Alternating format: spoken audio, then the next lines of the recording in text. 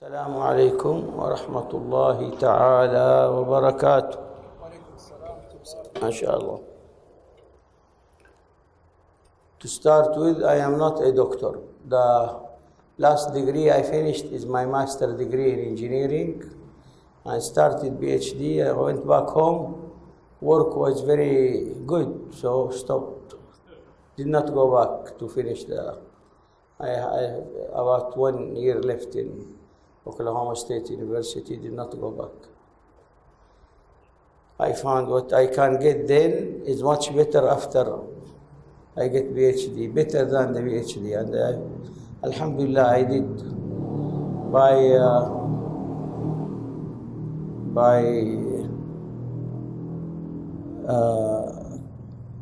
living and having some ulama from Tarim at that time. It was a very good chance that I stayed and mixed with them and served them and started Rabat with the engineering work, and that was definitely the best way. مرحبا بكم أهلا وسهلا. الحمد لله الحمد لله رب العالمين حمدا كثيرا طيبا مباركا فيه. اللهم صل وسلم على سيدنا محمد النبي الأمي الحبيب العالي القدر العظيم الجاه وعلى آله وصحبه وسلم تسليما كثيرا.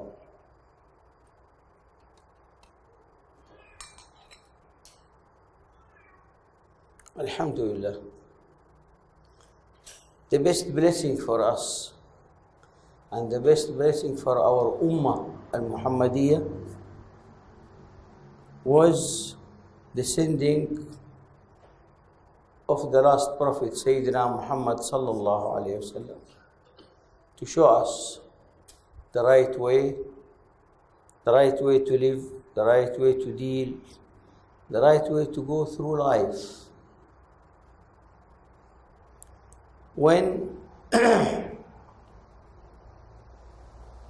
the basic unit of the whole world is the family.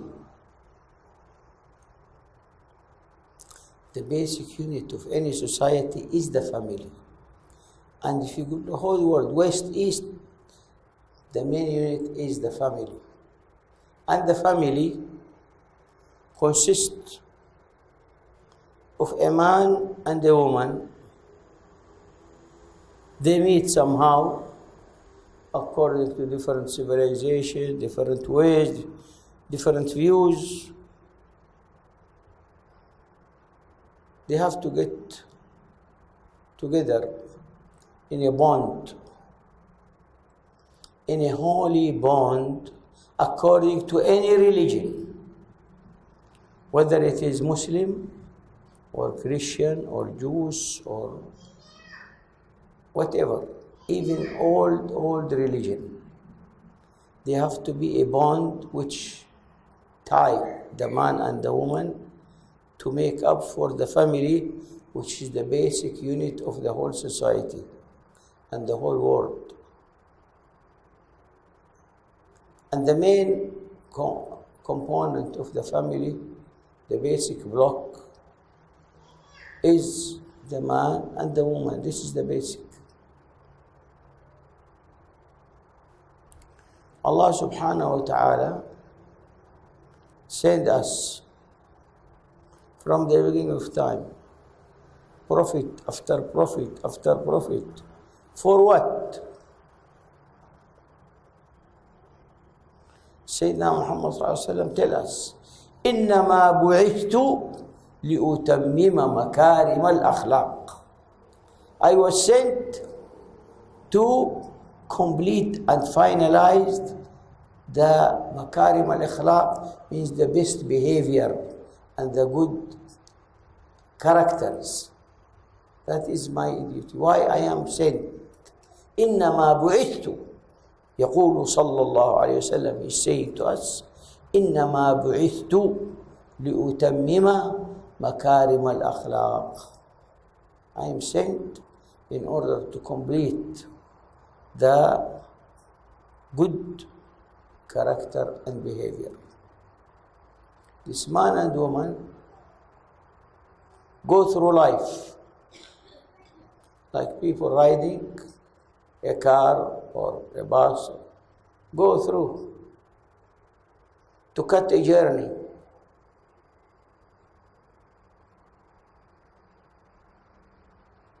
Sayyidina Muhammad showed us how we take this journey to the end, and we enjoy this journey. At the end, we enjoy what we reach. And Allah, we have to talk. If we are talking to people who are not believers, we are talking to non-Muslim, we are talking to Christian, we are talking to Jews, we have to have standard of guidelines that we go by. For Islam, we simply say very shortly, we obey what Allah subhanahu wa ta'ala tell us through His Prophet, and whatever Rasulullah show us to do, and we do it the best way we can. No questions, no why. This is Iman. Not why, for what. We leave this question for non-believers. But the end, if we ask us why we are doing that, why we are doing this, why we are going through this, answers are there. But answers only to convince non-believer. But believers, they don't need answer. They believe, they obey, and they know this is what they get best. This journey we are taking to the end,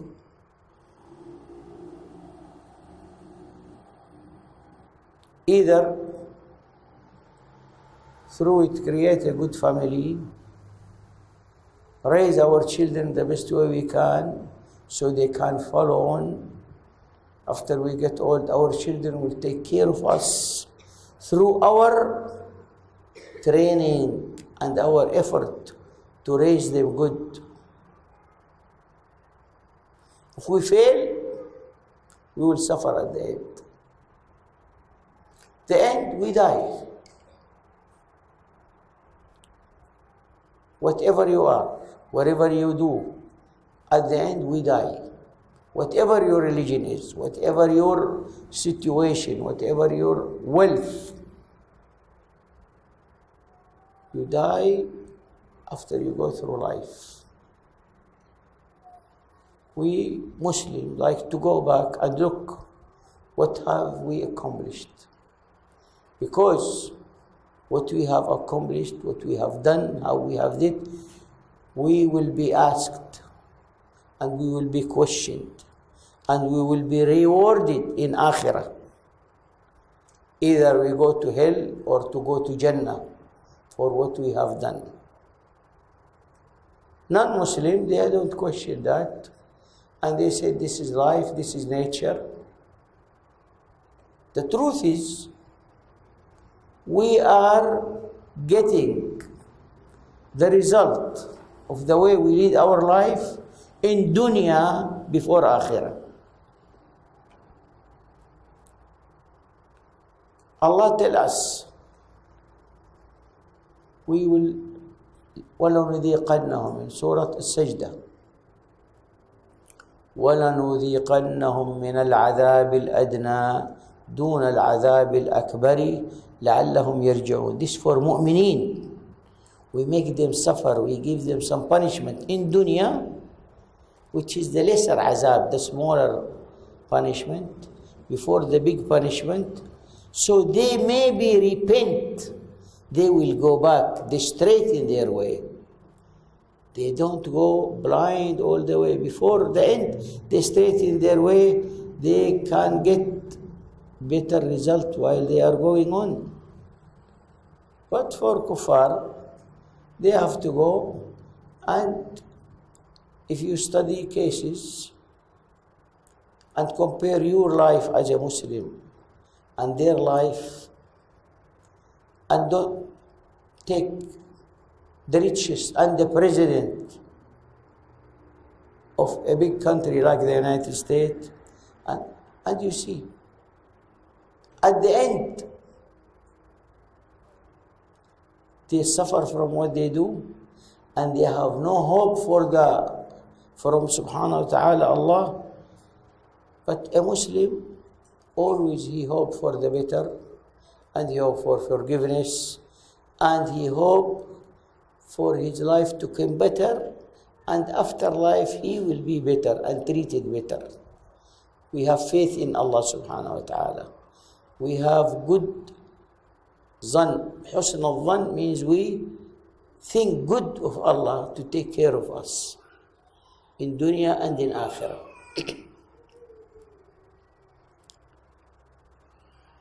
This basic unit of a society, the family, if it follow in any kind of culture, it follow the virtue, the good characters, they teach their children what is best for them, how to deal best, how to be good people, how to be able to live with others. The result is best and better. If selfishness take over,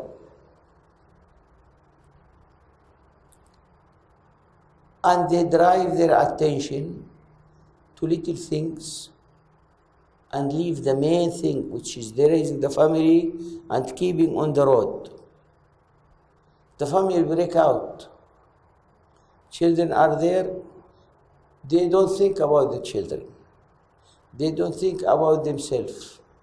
They break by divorce, they break by some other ways, and the whole family collapse. And when they go further, they see how much they have lost. Whatever the case, the husband, good, bad, if you try to keep with your partner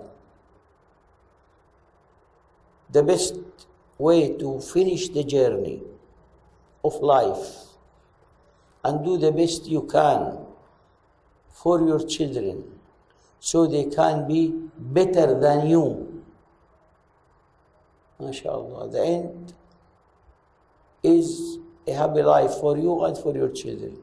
Nobody wants anybody better than him except the parent. A father wishes his son is become better than him, smarter, higher degree, and the mother the same. And nothing keep this unit of family together like the mother, the wife. Her role is much greater, much better than the man role. Always the man role is a provider. He bring the food, he bring this, whatever they have. But the one who take care of the children, the one who take care of the family, the one who keeps the family together, the one gives the most love and ambition to the kids is the mother. Without the mother existing, the family becomes weak and collapse. We heard of many ulama kubar and many great men raised by a woman alone. Her husband died and she really put her heart and raised, and the child, mashallah, become something great. Our ulama that you know, Habib Ali Habshi is raised by his mother. His father was away. Habib Ali bin Shahab like that. They say Al-Iskandar Dhul Qarnayn, who have conquered the whole world, was raised by his mother at the beginning. His father died away. And many, many more. And there is saying that the woman who shake the crib, she put her baby in a small crib and shake him in order for him to sleep. She sit patiently and shake him to put him to sleep. Shake the world by her other hand. The more she put in this, in her children, love and raising and patience, nobody in the whole world is more patient for you and take care of you and bear your trouble and forgive you like the mother. This is in everywhere, in every aspect. Nobody bear like the mother. Whatever you do, she forgive you and come running after you, trying to make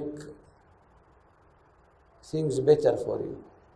She's ready to sacrifice herself for you. When the role of the mother disappear,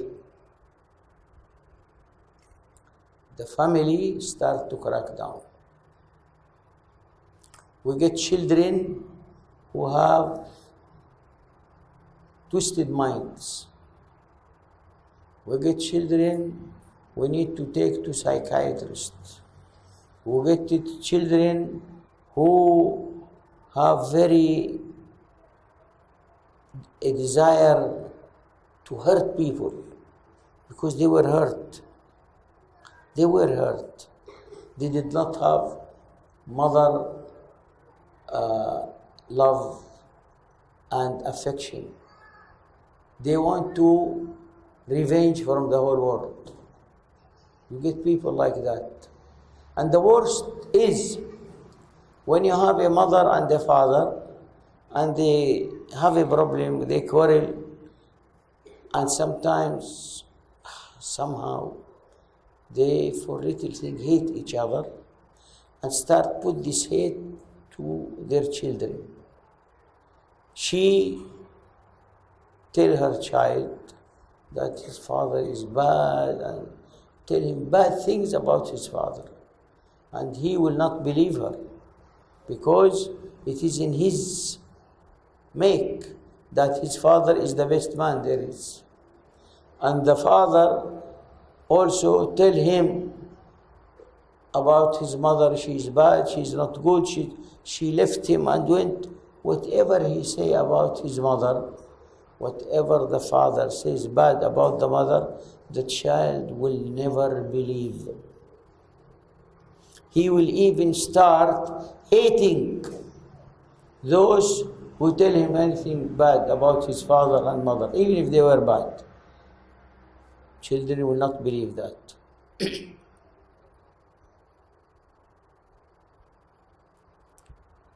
In our Islamic society, the main affection and love and raising shows its advantage when the family meets at dining table, night before they sleep, they read, that's what we ask, they read Ratib al-Attas, Ratib al-Haddad, any adhkar to make our heart clean and to make our thinking clear, and we sleep dhakirin Allah. We are saying, MashaAllah, dhikr Allah in the house. When dhikr Allah in the house, ash-shayateen are out. The house where Allah is being mentioned and dhikr and Quran is read, shaitan goes out. But the house where the kids are busy with their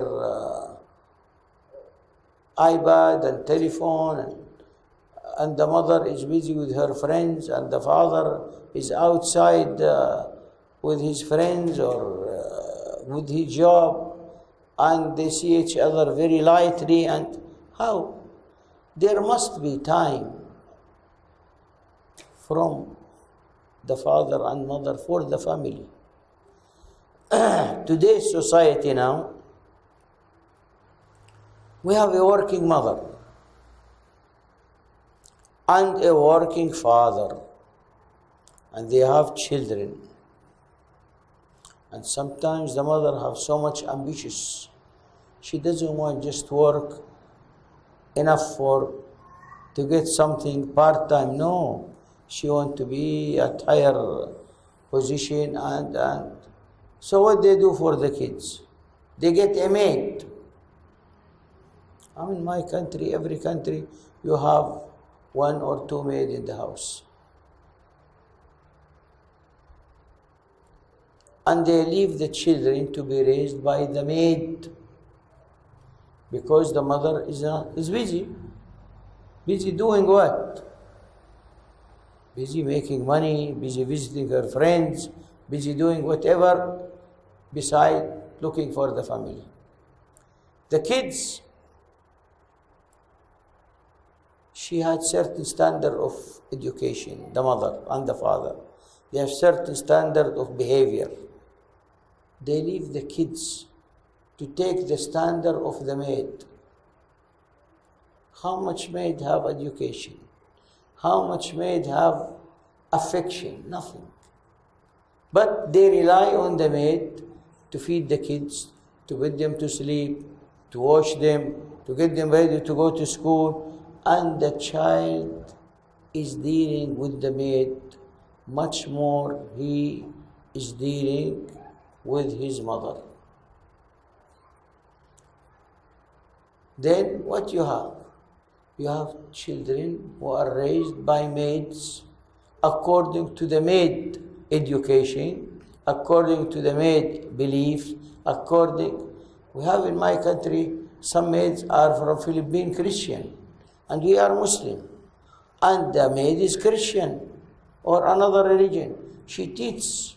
She has so much time with the kid. So she teaches him her religion and his things, and he's away from that.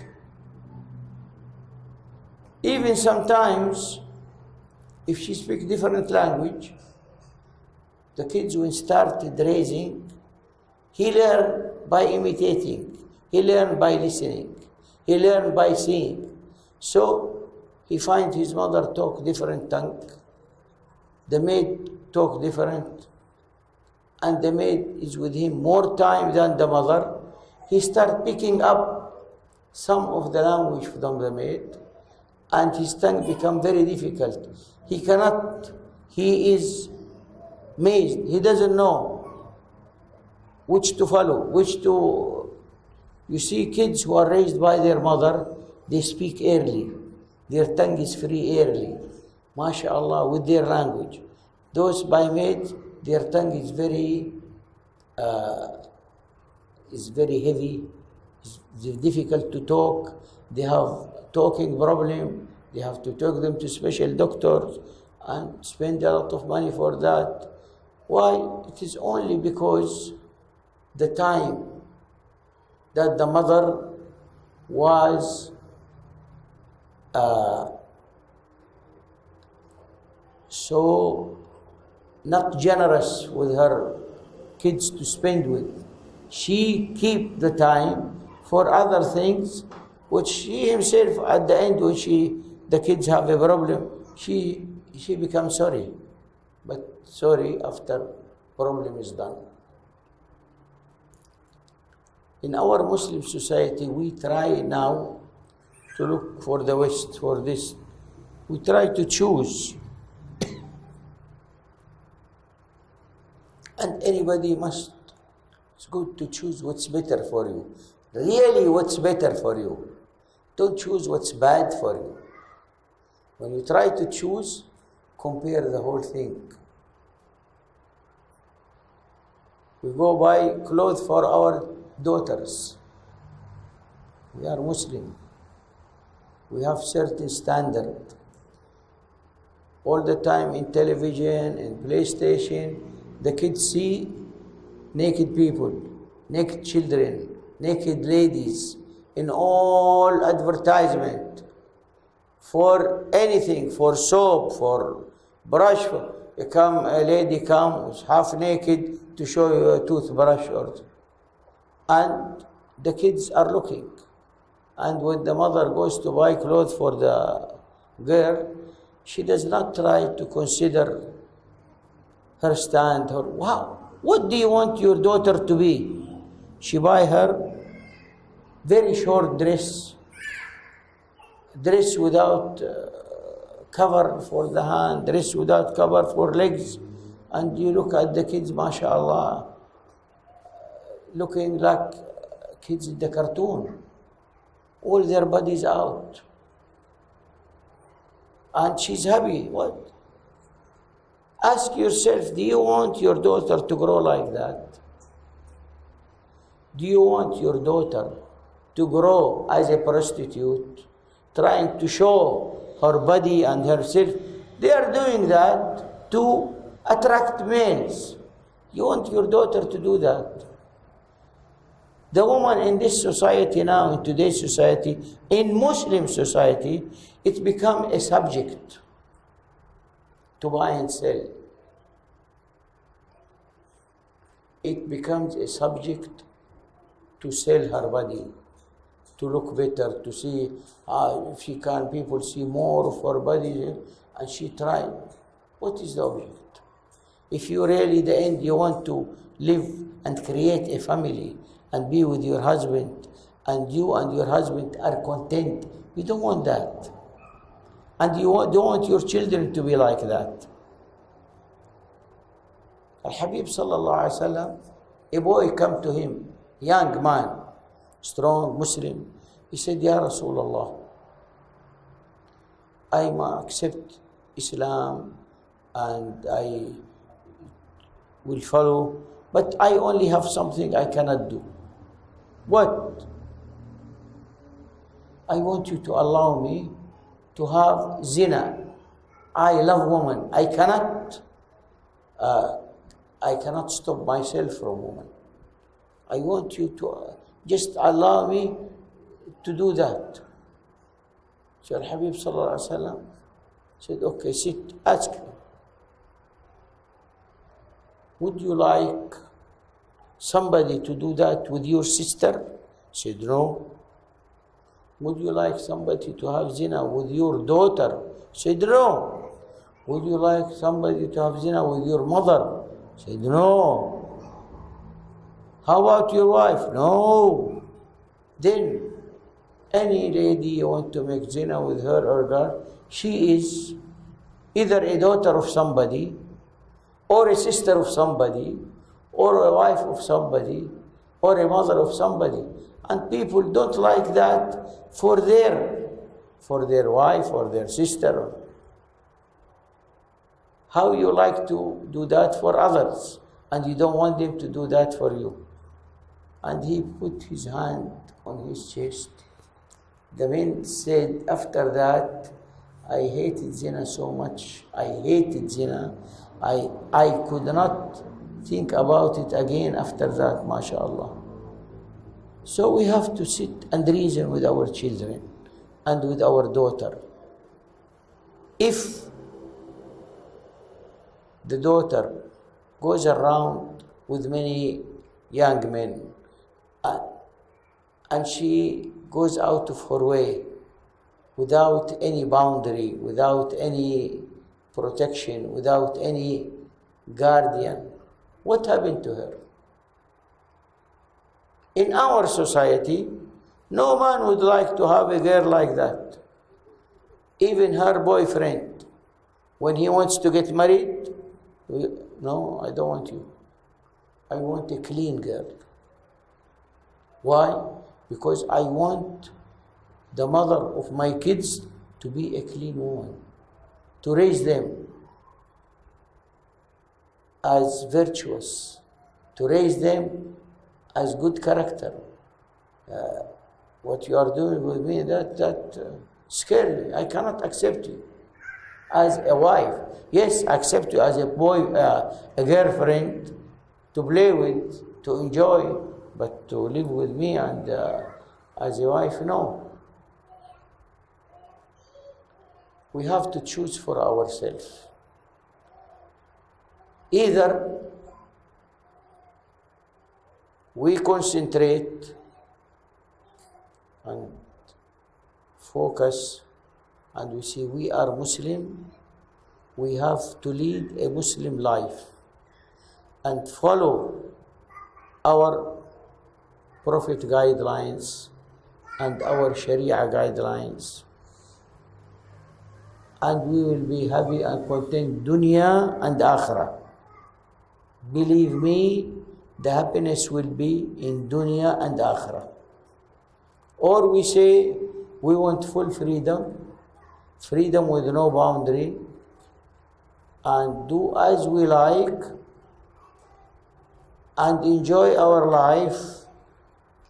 So please, if you choose that path, stop children. Don't think of having children until you set your mind that you have time to raise them, that you have time to be with them. Don't just have children and leave them stray. They will be big problem for you and for the whole society. When we decide to have children, we decide to raise them correctly and to give them part of our life.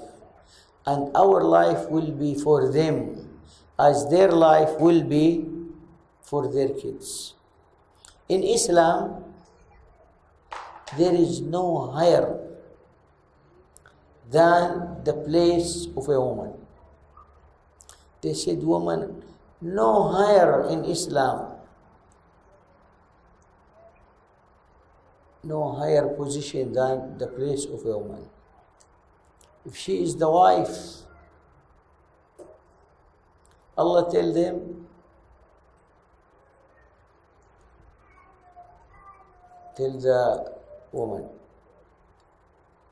if you pray your fard, 5 salah per day, fast your month of Ramadan, no extras, and obey your husband, you enter Jannah. Period. You don't have to make jihad, you don't have to sit down make sunnah, you don't have to make other fasting, you don't have to make i'tikaf, just do these 3. Rasulullah SAW guaranteed Jannah for the woman who pray her fard 5 times a day on time, and she does not have to do it in jama'ah. The man, jama'ah is imposed on them. Fast her month of Ramadan and obey her husband.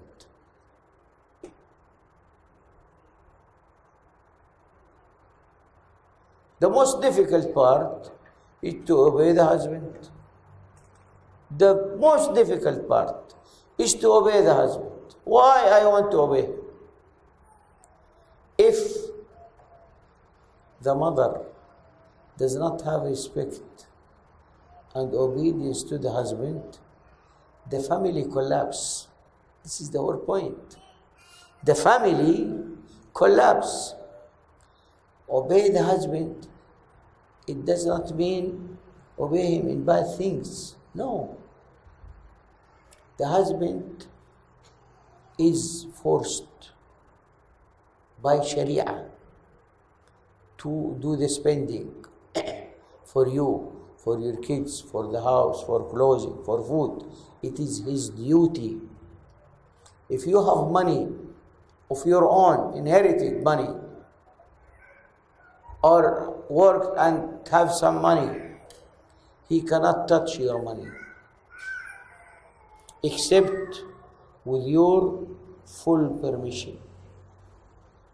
But he is compelled to spend on you whatever you need of food, clothing, house. It is his duty for that.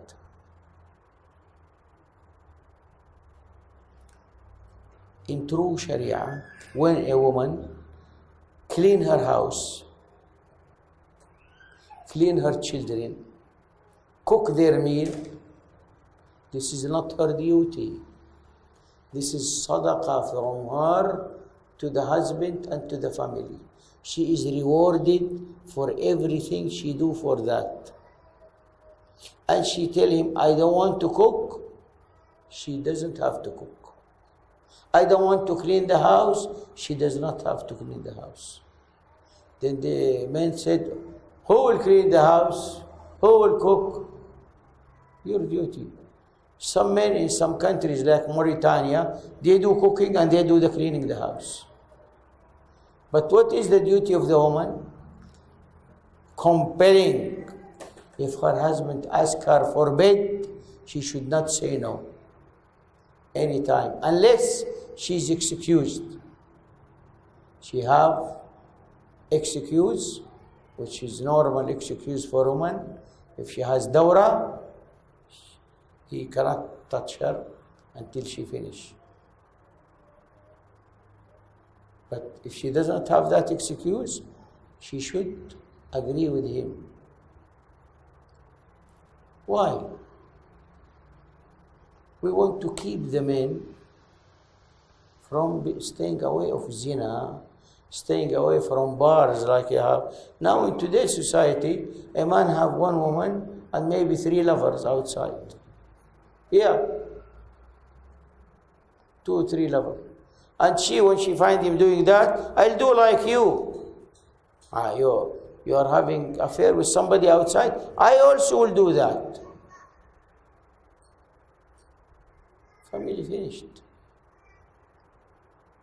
And when the woman have affair with somebody, subhanallah, this is out of creation. We get AIDS. Where do we get AIDS for? When a woman have a relation with more than one man. AIDS there and there is spread, and there is spreading now. AIDS now is spreading in the whole world like hell. The main cause is multi-relation for women. In Sharia, who put us the Sharia? Who showed us the right way to live and not to live? Our Creator, Allah subhanahu wa ta'ala, created us. He made us. He knows what make us do good, what make us go bad. If any manufacturer make a machine, computer or iPad, he will give you a list of instructions. How to take care of this machine. If you put it in water, it will go bad. When you clean it, you do it like this. We are created by Allah. And Allah subhanahu wa ta'ala put our booklet, how we keep ourselves safe, clean, happy, and get rewarded dunya and akhirah, is our Sharia, is our Quran.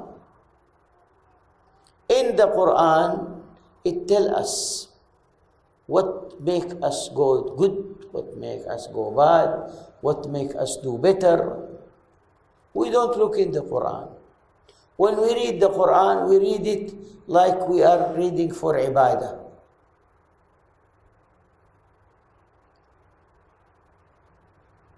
The Sunnah explains Quran. The Sharia explains Quran. The ulama, through their different sectors, Shafi'i, Maliki, Hanbali, all explanation of Quran and Sunnah. Our religion is a religion of living. How to live. It's not you go to church once a week and make dua and live differently. No. Our religion is how to eat, how to drink, how to marry, how to raise your kids, how to be healthy, how to protect yourself. In our religion, if you hurt yourself, you are a criminal. If somebody kills himself, he go to Jahannam, he go to hell. Look. So how about if we hurt others? That's more crime. What if we hurt our children? The worst thing you do to your children is deprive them of the family life and family love and expect them to do good. They will not. Without basic love of a mother first and the family getting together, children cannot be straight. They cannot think straight. The position of the mother, I tell you, in Islam, Allah subhanahu wa ta'ala praised the woman and the mother because He made her the basic block in the family.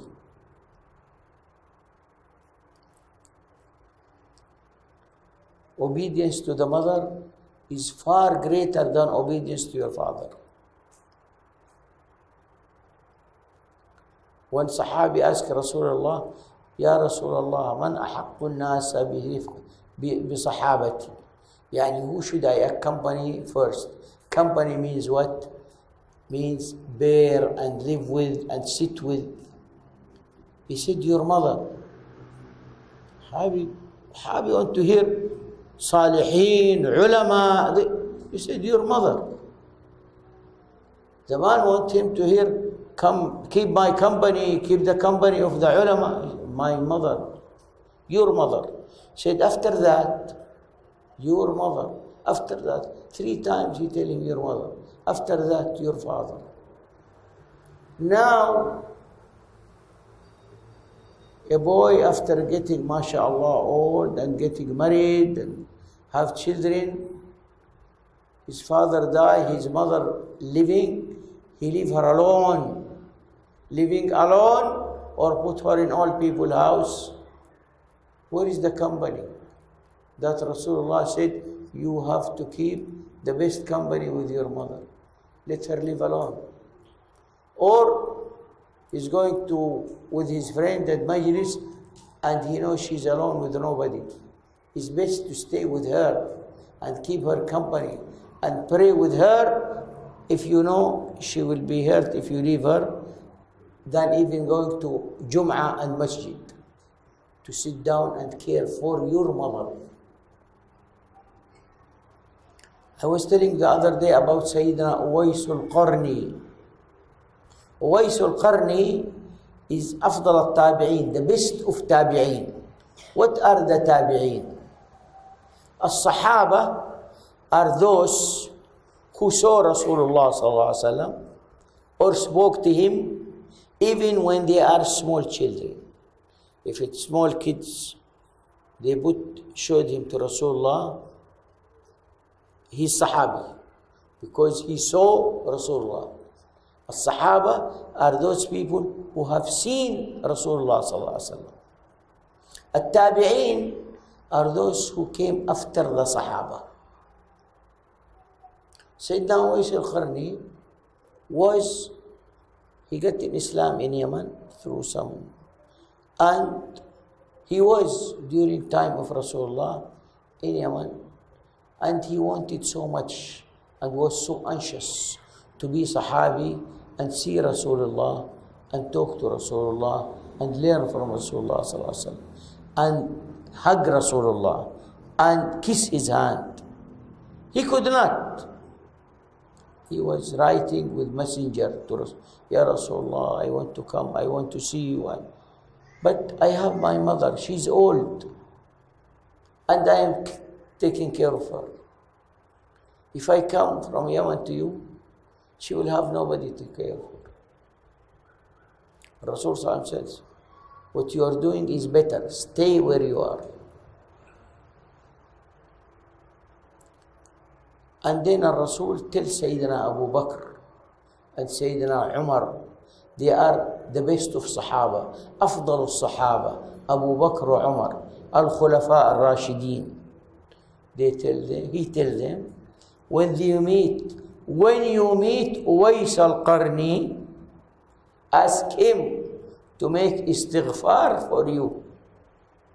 He said, Ya Rasulullah, we are your Sahaba. We are with you day and night. Why we ask Uwais to make istighfar for us? What does Uwais have we don't have?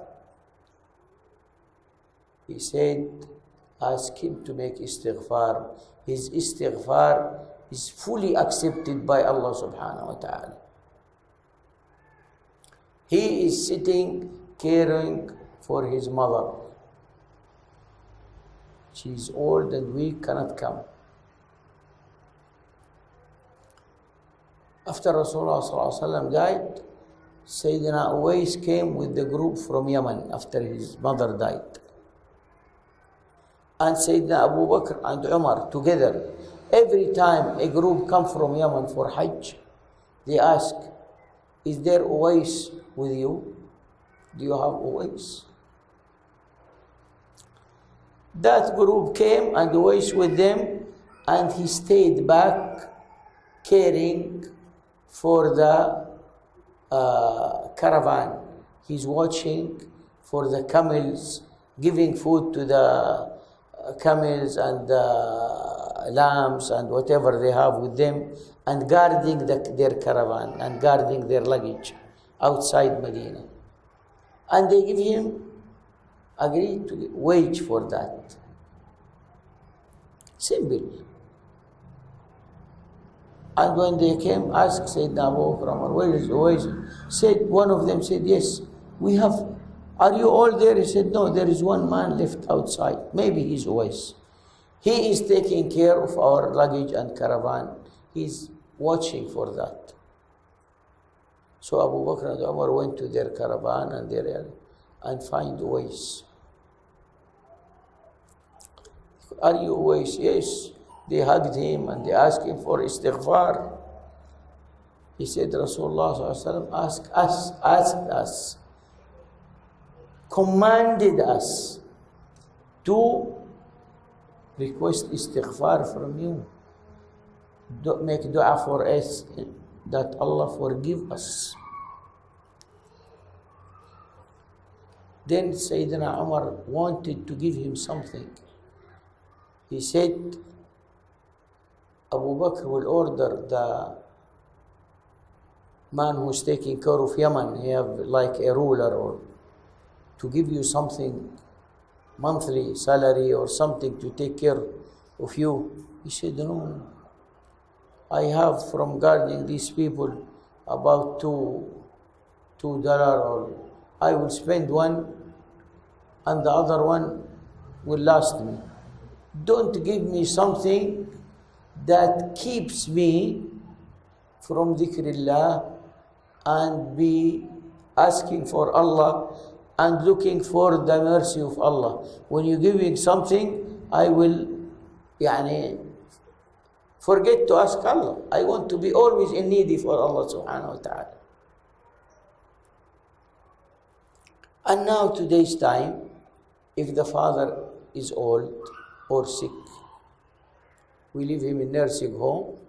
If the mother is alive and he is alive in one house, is okay.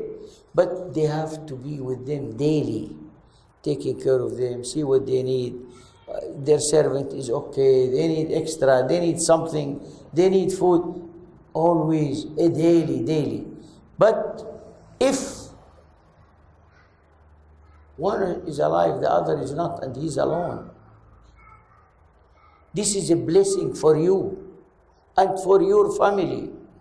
Go, kiss their head and invite them to your home, and try to give them in your house a sector where if she is a mother, she is free. She wants to make a cup of tea, small kitchen, small room. Make her comfortable and make her welcome. You will be benefited more than her. She will take care of your children. She will bring barakah and shower of mercy to your house. she will raise your children in a totally different way. You and your wife, if you try to live your mother, you will see your life is different. But today's woman think the mother of her husband is her enemy. Yes, she's her mother-in-law. If she come in the house, she might control the house. She will have control of the kitchen. No. Invite her as a guest and serve her as your mother, and you get the benefit. If you think you can get a maid, she is 100% better than the maid. She's a loving mother. She will love your kids, she will love you, she will love your husband. If any problem happens between you and your husband, she will solve it right away. She will not bear for you to have argument with your husband. But of course, it takes time for you to give her a chance and give yourself a chance.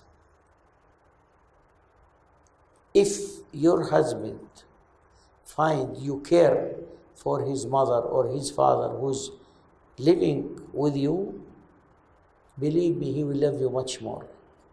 He will truly put you in his heart. But don't ask a man to love his wife more than his mother. Never. Why? Because mother love and wife love are different. It is not the same. Yes, they are little, what you call the word, envy of each other, but the love is different. A man loves his wife. He loves to sleep with her. He loves to touch her. He loves to be with her. She's the mother of his children. But his mother is a different love. This is the woman who cared for him. This is the woman who raised him. But at the end, the truth is, how this mother raised her kids, he will treat her at the end. If she left him, he will leave her. And also the father. If there is care from the beginning, the care will last to the end. You will not find a man whose mother was really full care will allow his mother to stay alone or put his mother in an old people house to visit her. When you put your mother in an old people house, what are you saying? Or leaving her alone? You are telling her, please die. We don't need you. If you die, better for us. Now, if you tell him that, he's shocked. Who said I want my wife? You leave her alone. And you visit her maybe once a week. And she is alone, and you said you love her. You are lying. I don't care you love her or not. It is your duty to take her and take care of her. It is compulsory in Islam. The father or the mother to take money from their son in spite of him, compulsory. Because their son belongs to them and whatever he owns belongs to them. Without his permission. While the son cannot take money from his parents or father or mother without full permission. Things are twisted. And this is the end of Zaman. Things are twisted. And we turn against each other. One of sign of آخر الزمان من علامات آخر الزمان, the signs, عندما تلد الأمة ربتها, the sign of آخر الزمان, عندما يعلو, when the Bedouins, رعاة الغنم, we have in Saudi Arabia, Bedouin shepherds, a very tall building. This is it now. The richest people are the Bedouin, and you see they are raising ghanam and they have 10-story building.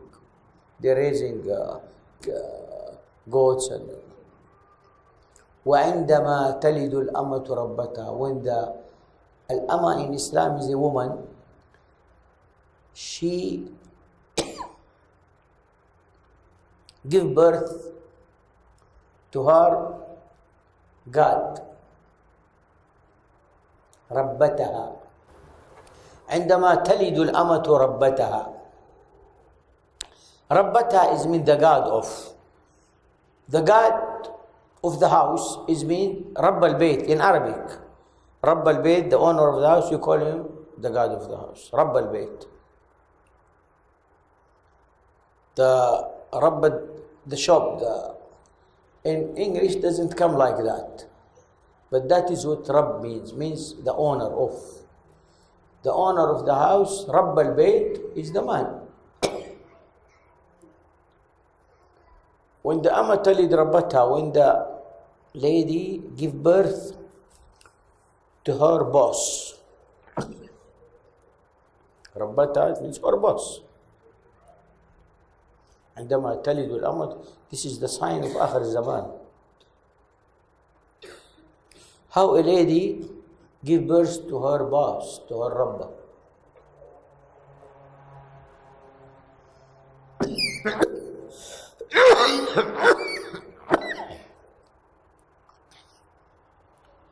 The boss usually order people around. The boss of a house order around. His order is what? His order is accepted. And now,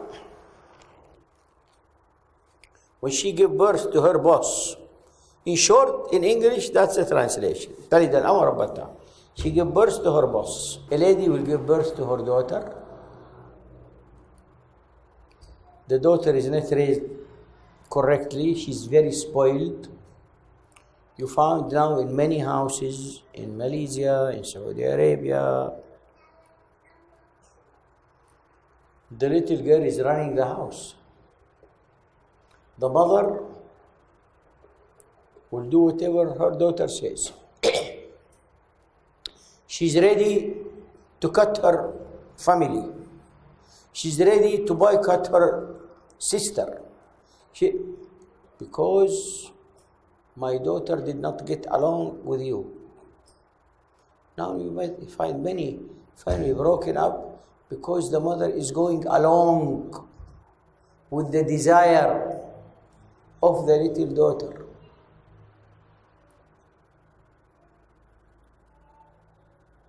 And you find, mashallah, the mother, whatever the daughter said, okay. We go to this place, okay. No, we don't go there. Those people are not good. She doesn't think anymore, the mother. She gives the leadership to her daughter. And that will not only break the family, break relationship with her other families. Because the daughter is not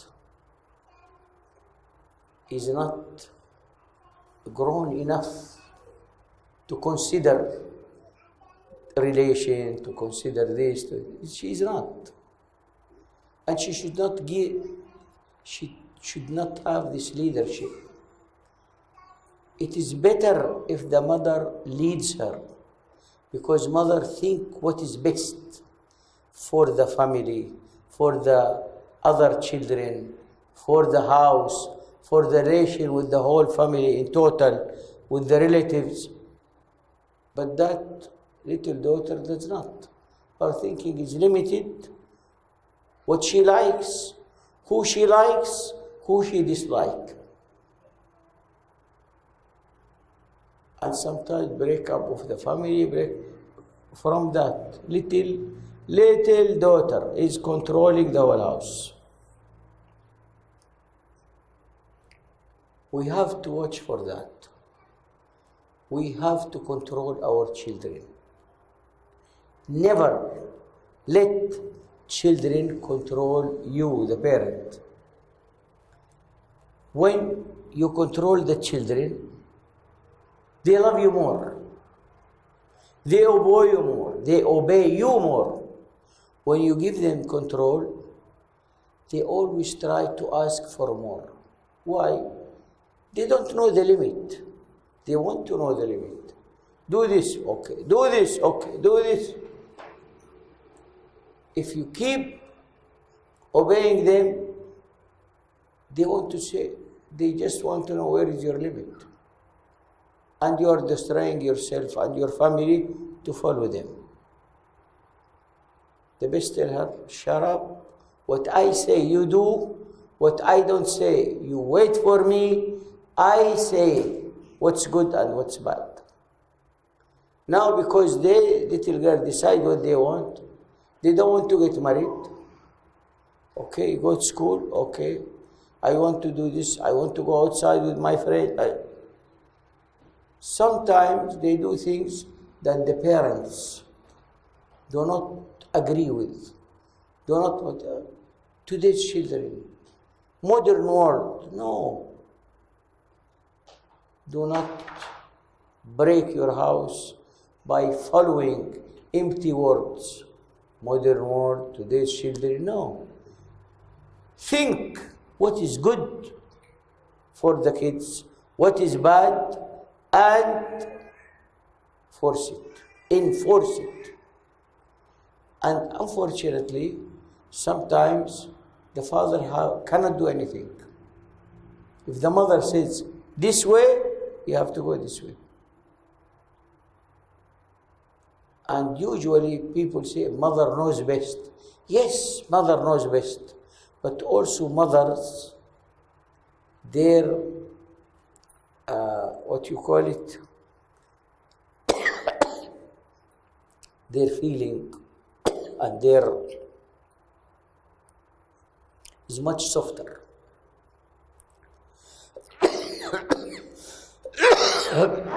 They can follow their heart, not their brain. They do something because kids insist. They want it. And they know it's wrong. The word is what? They are much more,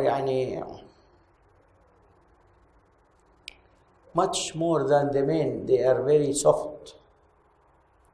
They will go along with the demands of the kids. You see a little child, when you take it away from him or when you want him to do something and he does not want, he will scream, he will sleep on the floor, he will kick his hand and foot. Some of them smart. They know you don't want them to hurt themselves. They knock their head in the floor. Yeah, give me what I want or I'll break my head.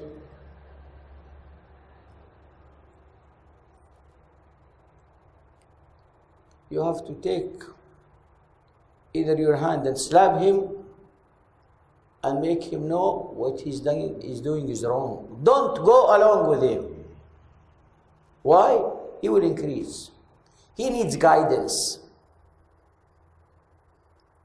Don't get out of your control in order to be more petty, no. That's not the way to treat our children. And women, we want them to go back to their original role. The original role of any woman is taking care of the family. Without a mother in the family breaks down. If the mother does not take her role seriously, and many men, as I said, lose their father, and if the woman is intact and strong, she continues. And she raises her children with the absence of the father better than many parents who have mother and father. Why? She feels the burden. She feels the problem. She feels she's alone. She does better. She tried to be stronger and do the best she can, and she succeeds.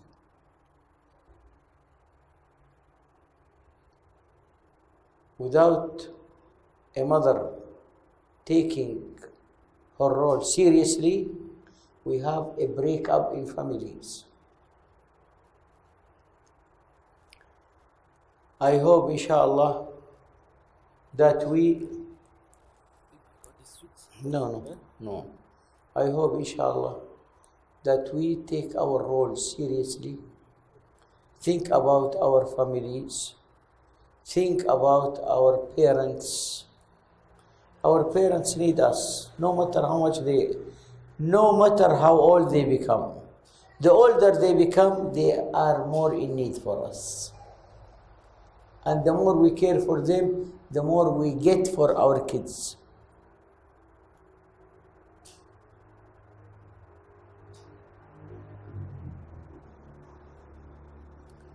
Hadith Sharif from Rasulullah sallallahu alaihi wasallam, he said, "Birru aba'akum tabirrukum abna'ukum."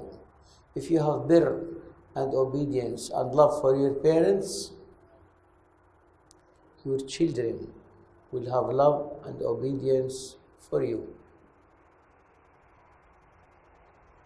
If you deviate one, they will get 10 times worse.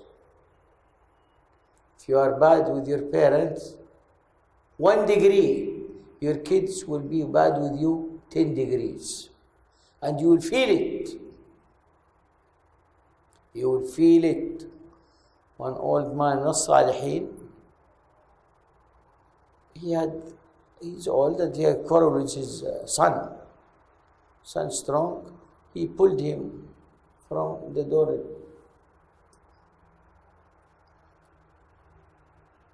From the room near the door. Don't bother me.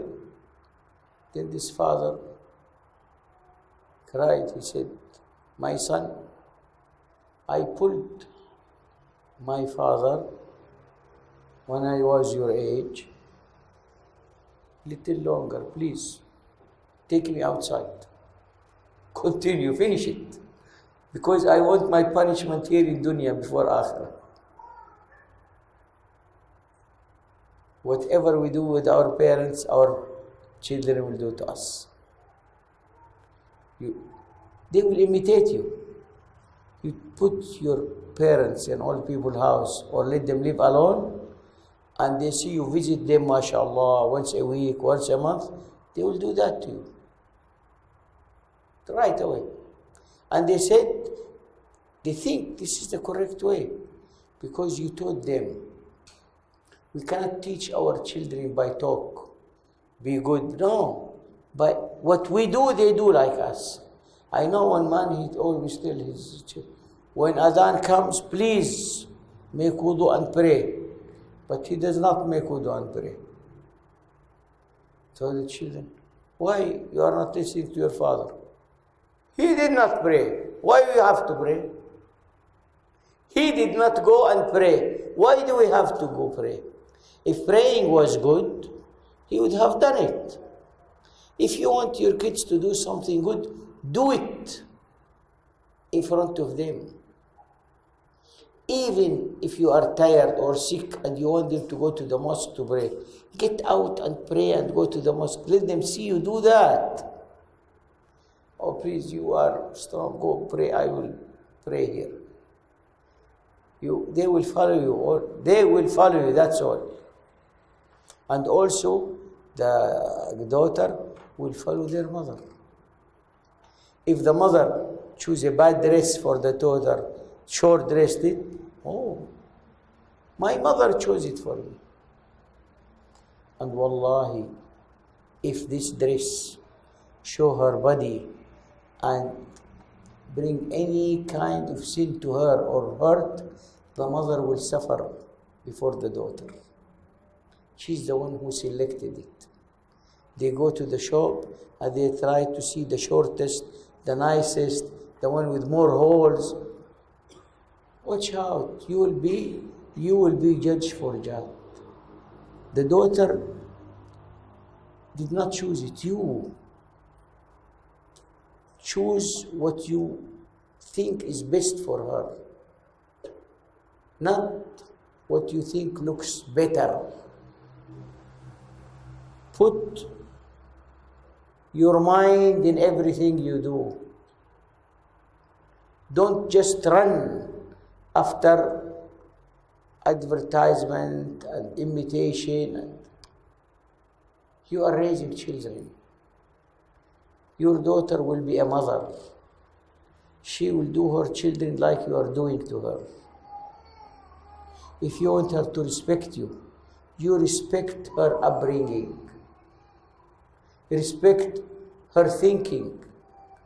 We take the thinking and the thoughts of our kids for granted. We think they don't think. We think they don't know. We choose for them. They judge you for everything you do, for everything you choose. They judge you. And they know by their heart what you mean. You really want them to be good and pray and be virtuous. They know that. You want them to be good looking and attract people. They know that. From your own action. What we want for us to be treated, you have to treat them and think about what is their future. How we want them to go through life. If you have a husband who is bad-tempered and difficult to go along with, you are being rewarded for that from Allah, for your patience. And for your children, believe me, they are watching. And will show you, you bear and you suffer and you continue for their sake. You don't want to break the house. They have that in their heart for you. They know you are dealing with a difficult man and you are bearing for their sake. That will be in their heart. Even if they don't understand, if they don't talk, it is in their heart. Children understand. Children are smart. But we have to respect their smartness. But they don't know how to guide themselves. We have to guide them. We have to show them what is good, what is bad. For us in Islam, what is halal, what is haram. One lady of the Salihin, في واحد big wali من أولياء الله, his name Al-Habib Al-Hasan bin Salih Al-Jufri in Hadramaut. His grandmother, look, always from grandmother. Habib Alawi Al-Haddad, we have this one. He's raised by his grandmother. The grandmother has special affection and special talent in putting virtue of religion in the heart of the kids. Rasul Sallallahu Alaihi Wasallam, he says, La iman ka iman al-ajaiz. It means no iman like iman of ajaiz. Old women have the best iman. Because when she believes, she truly believes. The best iman is the iman of old woman. She believes, definitely believes. So when they raise kids with this belief, you get different effect. Habib Hassan bin Salih Al-Jufri, his grandmother, he's young. Tell him, repeat always. First tell him, who's watching you? Who saw you? Who was with you? She said, nobody. No. Allah. Allah. She tell him, please say, Allahu ma'i. Allah is with me. Allahu shahidi. Allah is watching me. Allahu nadhiri. Allah is seeing me. He keeps saying that. Allahu ma'i. Allahu nadhiri. Allahu shahidi. Allahu qareebu minni. Allah is close to me. She keep repeat, repeat, until this boy got it in his heart.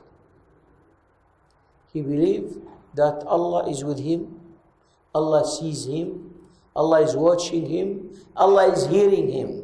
So what is the result? Don't say or do anything that make Allah angry. If you believe He see you, and if it becomes word, Allahu ma'i, Allahu shahidi, Allahu nadiri, Allahu qarib, it became word. And this word from Habib Hassan, he teach his student to say it always. When you say it, it comes in your heart. And you believe it. And you believe it. And you feel it. And you are living with it. Your treatment, your prayer, your action is totally different. Because you are a man who is watching Allah subhanahu wa ta'ala in all your minutes of the day. You will not say anything bad to anybody. You will not curse anybody. You will not try to steal money from anybody. You will be watching yourself.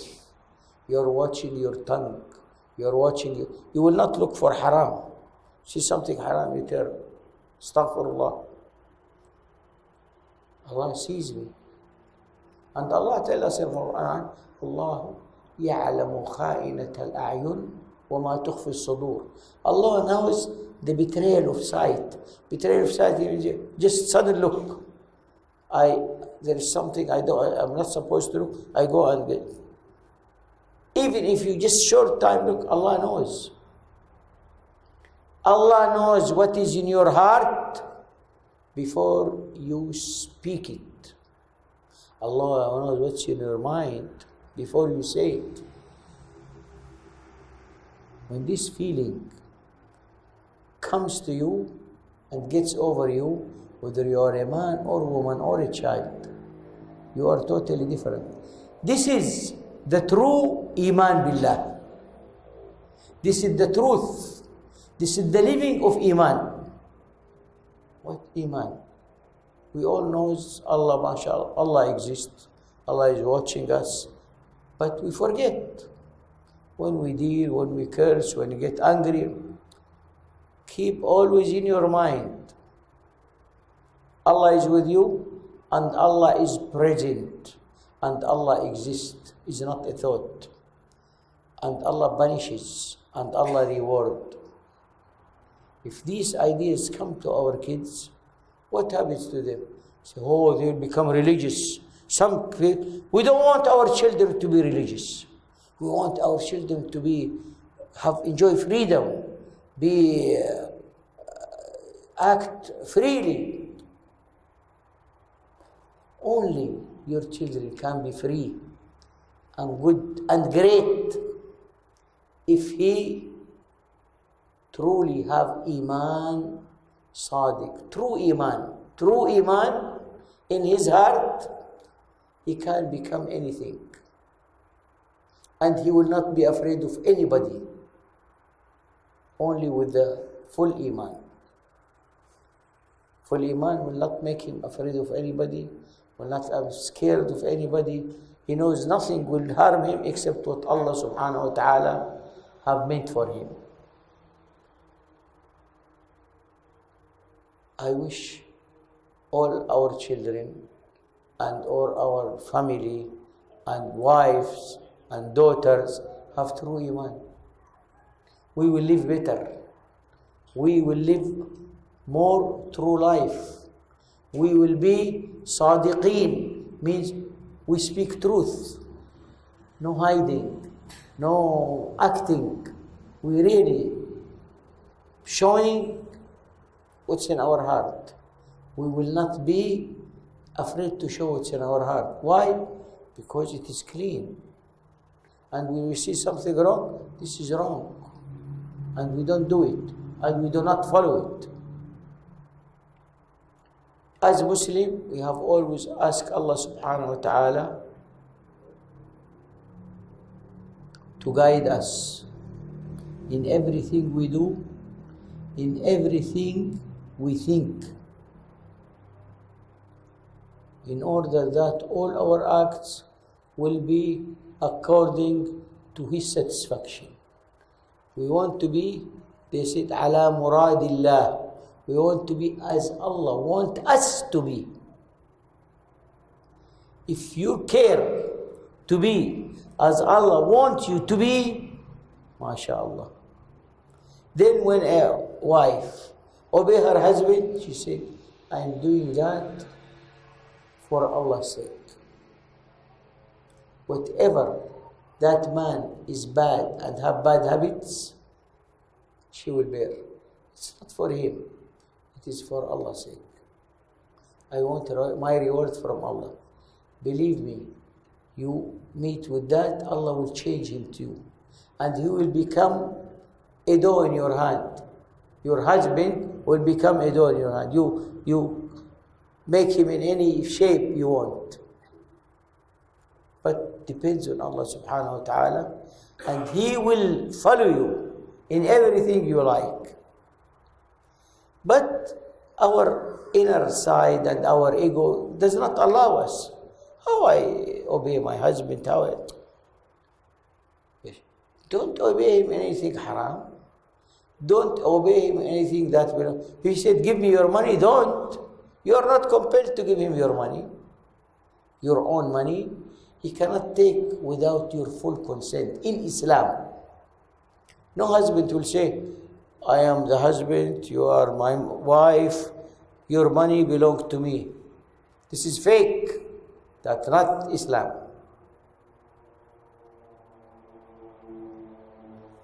Whatever belongs to her, belongs to her. And she only can give what she likes. A woman can give from her zakah of her own money to her husband if she wish and he needs. But yes, obeying him in what Allah allows, yes. If a man said, I want you to clean the house, take care of the kids, when I come, that's what they do. I want to find the meal is ready right away. This is the way they boss. That's not right. She cooks only if she likes. And she must know her duty in the house is sadaqah for her. Even cleaning her kids is sadaqah for her. Is reward and sadaqah for her. Cooking the meals of the house is sadaqah for her. She does not, she can tell him, please bring somebody to cook or clean. I am your wife, right? Whenever you want me to bed, I am ready. But get me help to do this, to do that. If you are able to pay money, get a maid, okay. But don't let the maid take care of the kids. You take care of the kids, let the maid take care of the meal. Cleaning the house, cleaning this. The most precious thing to your heart is your children. Let their main raising and talking and upraising is your duty. And do it. Enjoy doing it. You will do wonder. You will do wonder. You will make great people. You will make great men. You will make great women. You will make confident men and women. Your children will be confident, strong, ready to deal with life. Why? Because you raised them correctly.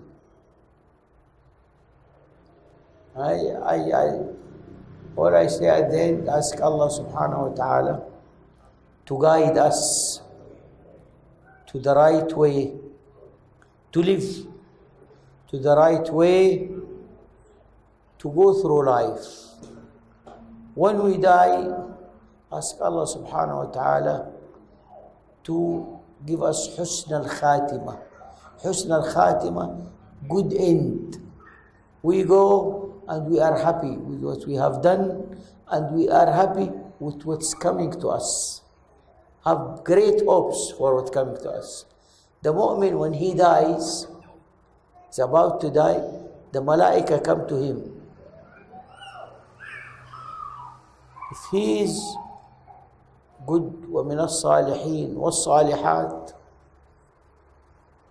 they come to him in a very nice shapes, and they pamper him, and they even ask his permission to take his soul while he's ready, and they show him his place in Jannah before he died. Man or woman, look where you are going. Look at your place where you are going.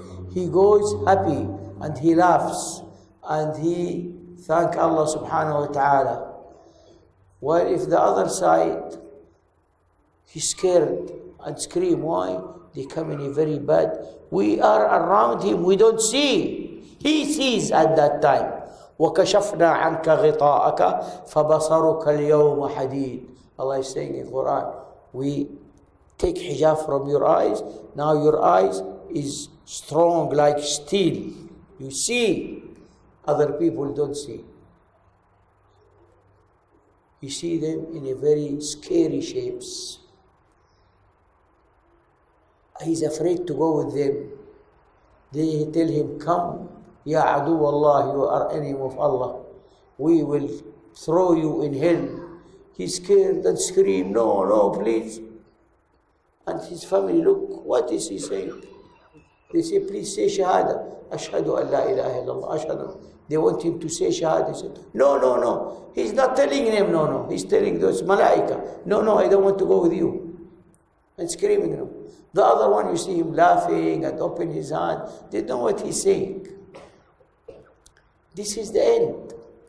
The end we see in life before we die. Allah yahsin khatimatana fil umuri kullah. May Allah make all our things ends the best way. In our life, in our work, in our raising the children. We want it to be the best way, the way that Allah subhanahu wa ta'ala accept and like. We want Allah to make us like He wants us to be. Allah wants us to be the best. Allah wants to reward us. We refuse.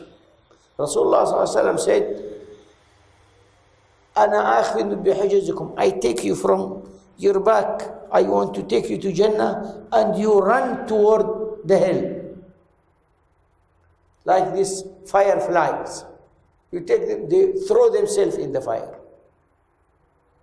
Why? Because we don't obey.